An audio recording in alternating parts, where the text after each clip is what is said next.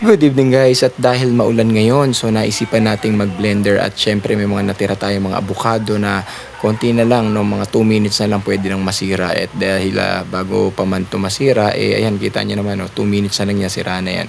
At bago masira yan, no, kinuhan natin yung edible at pupwede pa. And bukod dyan sa avocado, meron din pala tayong mango dyan sa rep natin. At syempre isa lang muna yung ating binalatan or kinuha para ihalo dito sa avocado na ating i-shake ngayong gabi. At dahil nagki-crave tayo, ito yung pinaka the best at very easy way to prepare para ma-satisfy ang ating craving. Syempre guys, kumuha din tayo ng yogurt at tinignan natin yung calorie and nutrition fact nito. And may gatas rin po pala yan guys, no? And after this, ayan na, minekos-mekos na natin, pinaghalo-halo na natin sa ating blender, no guys. And after nyan, sinama na rin natin syempre yung yogurt natin para mas masarap at mas malinamnam guys. And syempre bukod pa riyan ay nilagyan natin ng isang pirasong saging and tinakpan natin, and yun, sinimulan na nating unti-unting i-blend. And tapos nun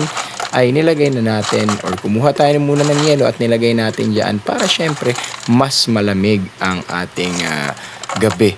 Di ba? Malamig na nga, tag-ulan na nga, nilagyan pa ng yelo, okay po yan, kanya-kanyang trip po yan. And saka natin kinrush yung ice, di ba? Katulad ng crush mo, yun, nanlalamig na sa'yo. So, napaka-delicious niyan guys. And nga pala guys, may natira palang mansanas sa ref. 4 na piraso na lang yan. So, kaysa masira, isama na rin natin yan. Binalatan ko muna at syempre pagkatapos balatan, hinugasan natin at saka natin hinalo sa ating shaker. Yan, sa blender at tinikman natin and taste good. So, thank you for watching. See you po sa susunod na video. Bye!